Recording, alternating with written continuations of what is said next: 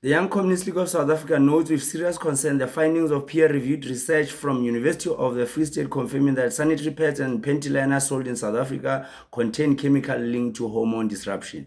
Menstruation is not a choice. No woman or girl chooses to have a period. Women do not buy sanitary products because they want to. They buy them because they have no choice.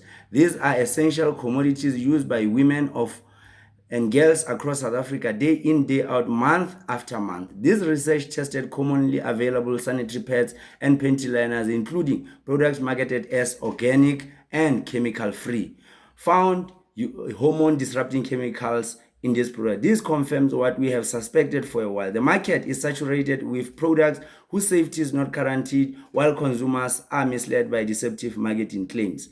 The Young Communist League of South Africa asserts that this is not merely a public health issue, it is a gender and a class question. Under neoliberal capitalism, the bodies of working class women and girls are treated as site of profit extraction, while corporations under weak regulation oversight and conceal risk behind marketing.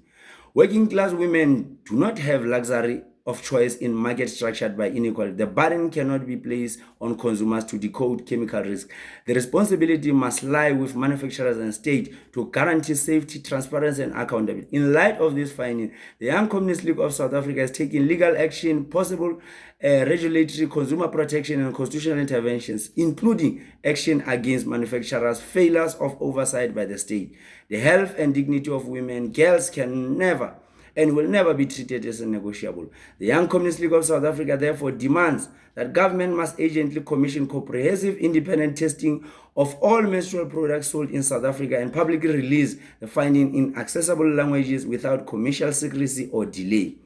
Full ingredient disclosure must be mandatory. Companies must list all materials and chemicals additives clearly on product package. Products whose composition cannot be transparently explained should not be permitted on the market. The sanitary dignity program must be strengthened and reoriented.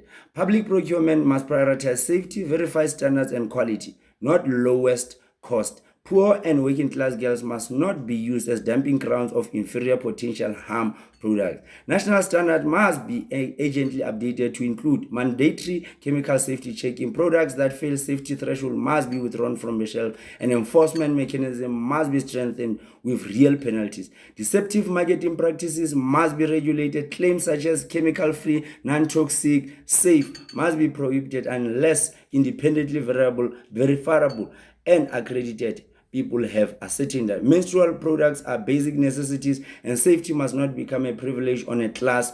The Young Communist League of South Africa warns manufacturers that bodies of South African women are not testing ground for corporate profit. We call on all Department of Health, Trade and Industry, Competition, Consumer Protection authorities, standard bodies and procurement structures to treat this as a matter of public protection, not public relations. We call on the media, progressive civil organizations to sustain scrutiny on this matter. Women and girls' lives with this reality every month.